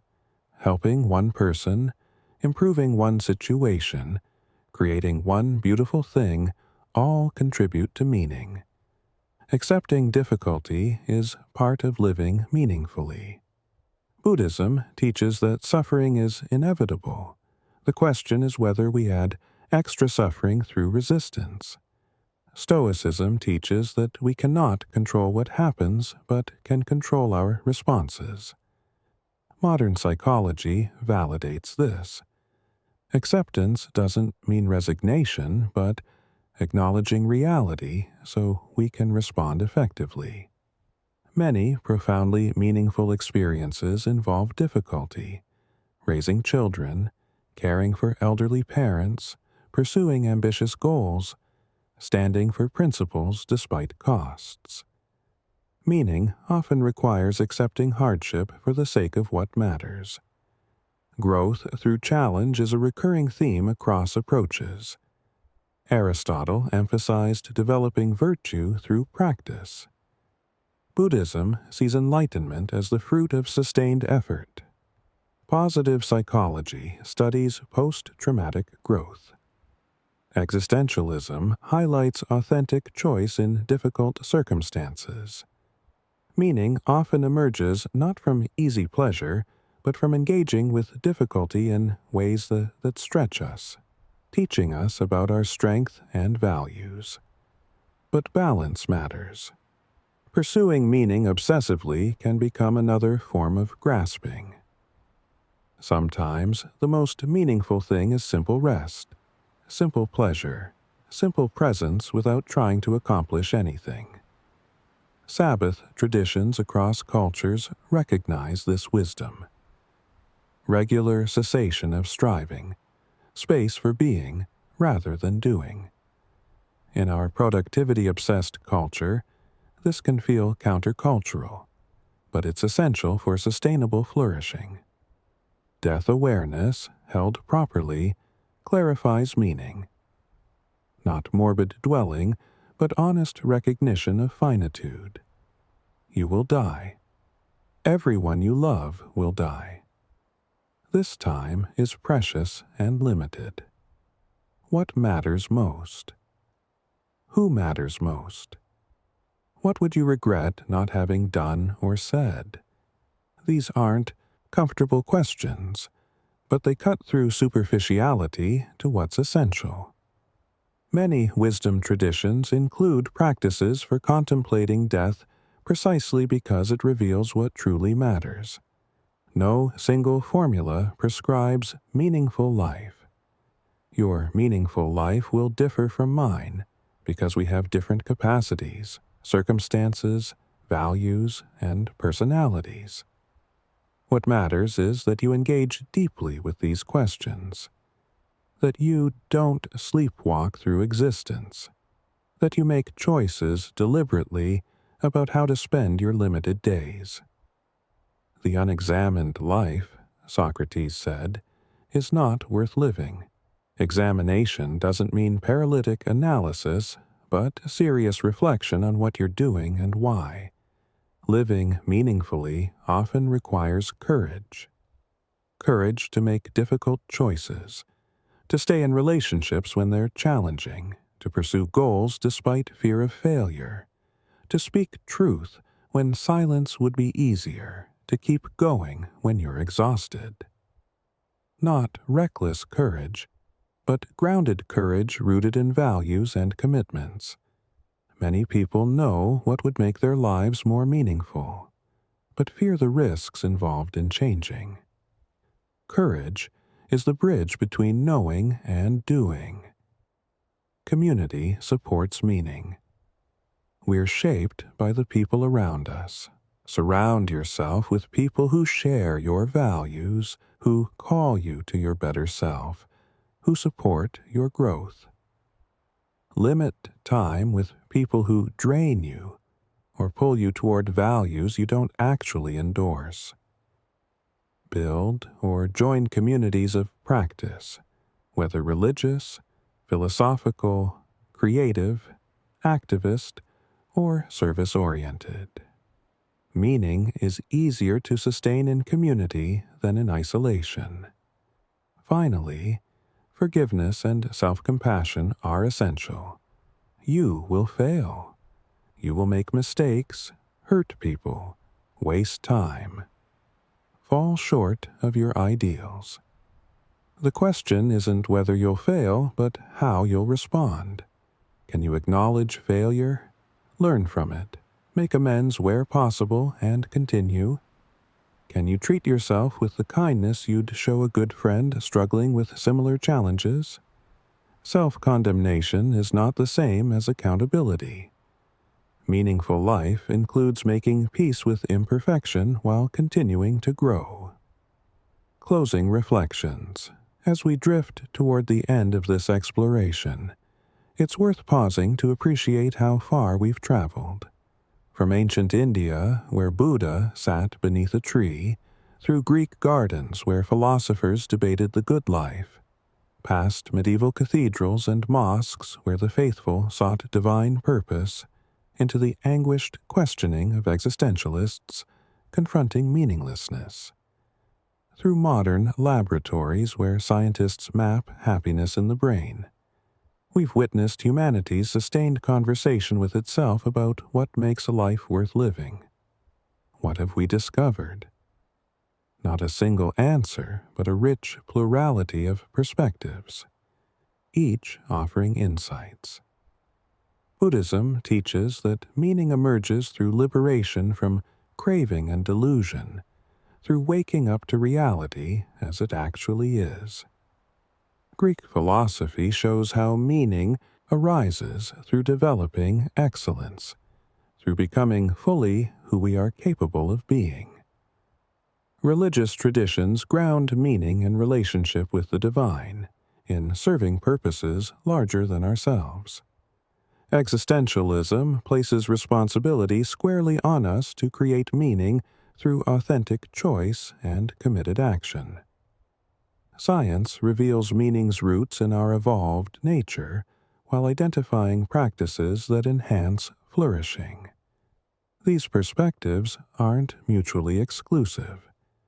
You can appreciate Buddhist insights about impermanence while also valuing Greek emphasis on virtue development. You can find wisdom in religious teachings about service and transcendence while remaining scientifically minded. You can embrace existentialist freedom while recognizing biological and social influences on your choices. The question of life's meaning is perhaps too large, too important, to be exhaustively answered by any single framework. What does seem clear across perspectives is that meaning is not primarily a theoretical problem, but a practical one. It's not something you solve through philosophy, but something you create through living. Theory helps. It clarifies thinking, reveals options, challenges assumptions. But ultimately, meaning emerges in the texture of daily existence, in how you treat people, what you choose to care about, how you respond to joy and suffering, what you make of your particular circumstances and capacities. The very fact that we ask about meaning may itself be meaningful. We are the universe conscious of itself, matter organized in ways that enable reflection on its own existence. That capacity for wonder, for questioning, for seeking understanding marks us distinctively. The asking matters perhaps as much as any answers we might reach. To live without questioning, without examining, without wondering about significance and purpose, would be to leave much of our humanity undeveloped. Yet there's also wisdom in not asking obsessively, in sometimes simply living without needing to justify existence philosophically. The bird doesn't ask why it sings. It simply sings. The tree doesn't wonder about its purpose. It simply grows. There's a place for spontaneous, unreflective engagement with life, for moments when analysis falls away and you're simply present to experience whatever it brings. Balance between reflection and engagement, between questioning and living, seems essential. Life's meaning may ultimately be found in the dialogue between all these ways of approaching existence, in conversation between reason and feeling, science and spirituality, ancient wisdom and modern understanding, individual and community, freedom and belonging. We're not required to choose once and for all between frameworks, but can draw on different perspectives as circumstances warrant, building rich, textured understanding that honors multiple dimensions of truth. The question of meaning also points beyond itself to something more immediate and precious, the fact of being alive at all. Whatever meaning life has or lacks, here we are, conscious and breathing, capable of love and wonder, able to appreciate beauty and feel connection.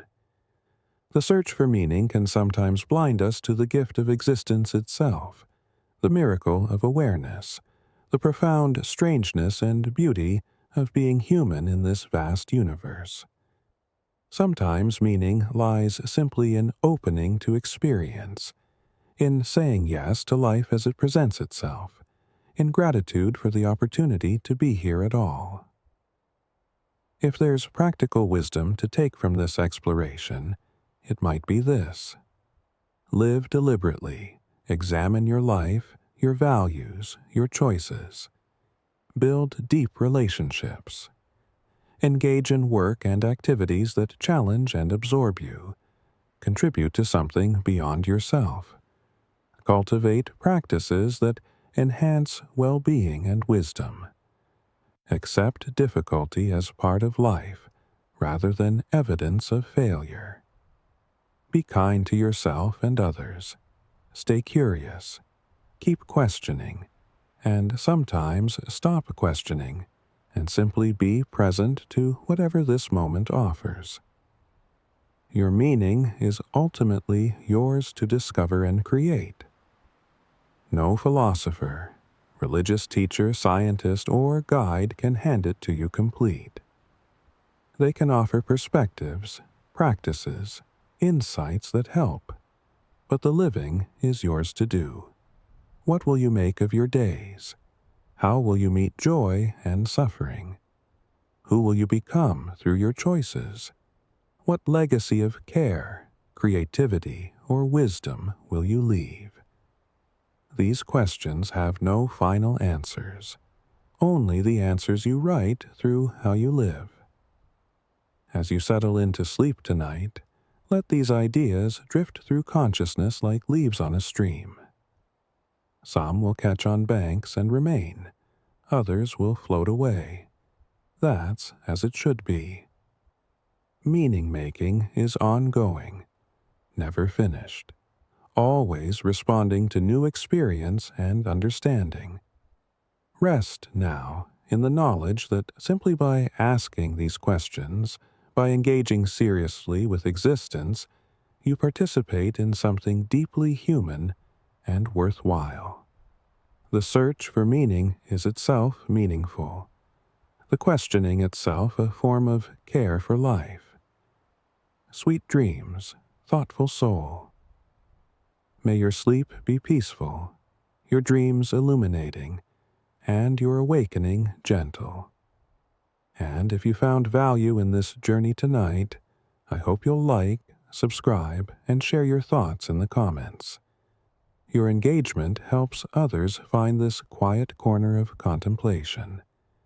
But for now, simply rest. Let it all go. The morning will bring new opportunities to live meaningfully, and you'll meet them refreshed. Good night.